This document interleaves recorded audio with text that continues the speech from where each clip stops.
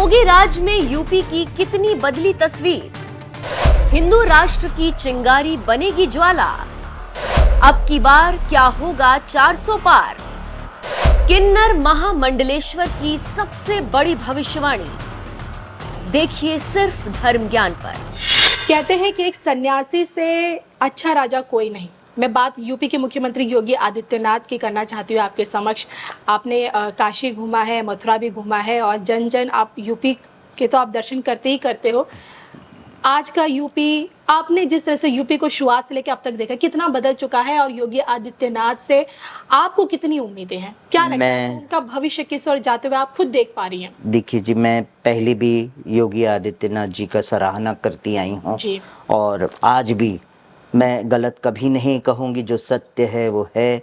आज crime UP का कम हो चुका है, ये हम और आप देख रहे हैं। कितने हद तक क्राइम कम हो चुका है। पहले मैं यूपी में देखती थी जब समाजवादी का सरकार था, तब लोग नंगी बंदूकें लेके चलते थे। ये मैंने अपनी आंखों से देखा है। और आज देख लीजिए, हम सब देखते हैं कि ऐसा कभी कोई दिख ही नहीं रहा है व्यक्ति के कोई इस तरह की हरकत करे। ये है, क्राइम कम हो चुका है, डेवलपमेंट यूपी का हो रहा है और आध्यात्मिक जो सनातन जो धर्म है उसका भी डेवलपमेंट हो रहा है, मंदिरों का भी डेवलपमेंट हो रहा है। और जितने कहते हैं ना, जिन्होंने अवैध निर्माण किए थे घरों का भी, उनका भी विध्वंसीकरण हो रहा है ना। और यूपी सरकार, योगी आदित्यनाथ जी ने किन्नर बोर्ड का भी गठन किया है। हाँ, किन्नर बोर्ड का गठन किया है, मगर मुझे अभी तक ये नहीं कि किन्नर बोर्ड में क्या कार्य हो रहा है। मुझे बड़ा अच्छा लगा कि किन्नर, एक पहल हुई कि यूपी सरकार ने किन्नर बोर्ड का गठन किया है, पहली बार ऐसा हुआ। और अब मेरी मांग तो सिर्फ यही है कि अब किन्नर समाज को लोकसभा सीट मिले, विधानसभा सीट मिले, संसद में हमारा एक किन्नर बैठना चाहिए जो हमारे समाज की आवाज वहां तक पहुंचाए, है ना। और एक चीज और बताऊंगी, किन्नरों के उत्थान के लिए जिस तरह से महिला आयोग का गठन हुआ, आपके चैनल धर्म ज्ञान के माध्यम से कहूंगी कि किन्नर आयोग का भी गठन होना चाहिए और हमारे जैसे किन्नर को उस पर नियुक्त करना चाहिए कि हम किन्नर समाज के उत्थान के लिए काम करें। आपने महिला आयोग बनाया तो महिला को बिठाया और आज महिलाओं के उत्थान के लिए महिला आयोग काम कर रही है। इसी तरह से किन्नर आयोग का गठन हो और किन्नर समाज के उत्थान के लिए बीजेपी सरकार से मिलकर कार्य करें। हम भी चाहते हैं कि हम उनके साथ मिलकर कार्य करें, मगर हमें कहीं द्वार नहीं दिखेगा, कोई ओपन गेट्स नहीं दिखेंगे तो हम कहाँ जाएंगे। तो हमारा तो कोई ना कोई इंसान अपना दरवाजा खोलेगा, और खोला इसीलिए कि भाई शोषण करने के लिए खोला। और हाँ, आज आप भी देख रहे हैं, मैं भी देख रही हूँ, अखिल भारतीय हिंदू महासभा ने द्वार खोला। मुझे बड़ा अच्छा लगा कि तिलक किया, इन्होंने किन्नर समाज की बात को समझा। मगर अचानक से जब इन्होंने वापस से हमारा नाम ले लिया प्रत्याशी के तौर पे और ऐसी घोषणा कर दी कि हम प्रधानमंत्री नरेंद्र मोदी जी के सम्मान की बात, तो वो मैं तो सम्मान करती हूँ, पूरा जग सम्मान करता है, पूरा विश्व सम्मान करता है उनका, क्योंकि वो तो मैं कहती हूँ युग पुरुष है वो। मगर कहीं ना कहीं युग पुरुष अगर एक वर्ग को अगर भूल बैठता है तो हमारा कर्तव्य बनता है कि हमारा वर्ग आज त्राही त्राही हो रहा है। आज हमारा किन्नर वर्ग जो है सड़कों पे भीख मांग रहा है। मेरे यशस्वी राजा के होते हुए मेरा किन्नर समाज कैसे भीख मांग सकता है, कैसे प्रोस्टिट्यूशन कर सकता है। तो मुझे जो द्वार खुला मिला, मैंने वो द्वार चुना। अगर बीजेपी सरकार का द्वार मेरे लिए खुला होता तो मैं कभी ये पग आगे नहीं बढ़ाती थी, फिर तो मैं उन्हीं के साथ विलय होके कार्य करती थी।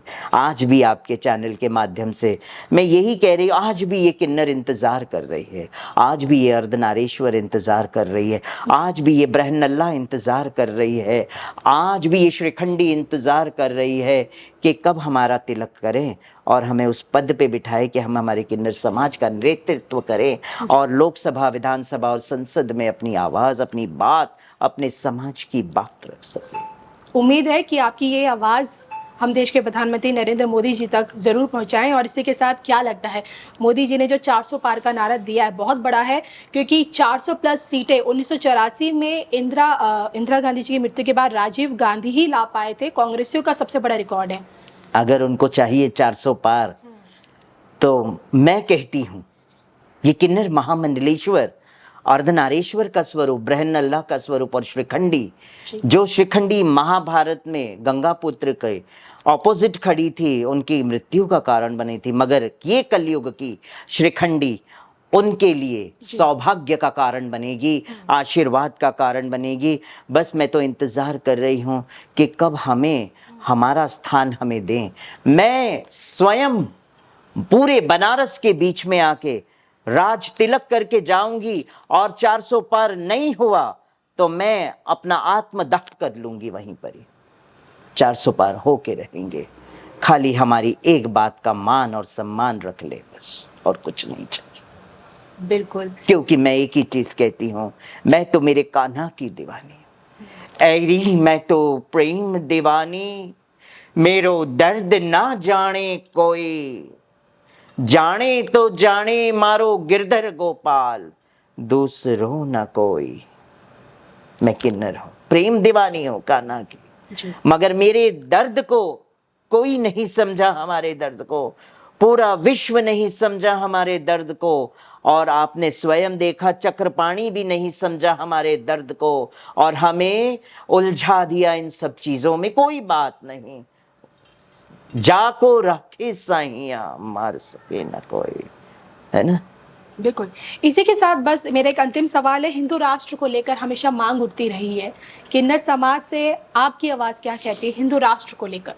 हिंदू राष्ट्र को लेकर किन्नर समाज से हमारी यही आवाज़ है, ये भारतवर्ष पहले भी हिंदू राष्ट्र था, है और रहेगा, और ये हिंदू राष्ट्र संविधान में भी आ जाएगा लिखे आने वाले समय में।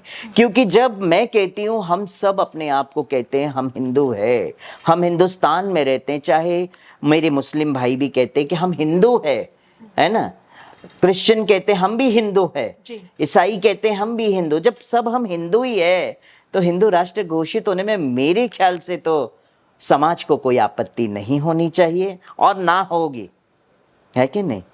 हिंदुस्तान मतलब एक छत है, उसके नीचे अलग अलग जात पात के लोग रहते हैं, है ना।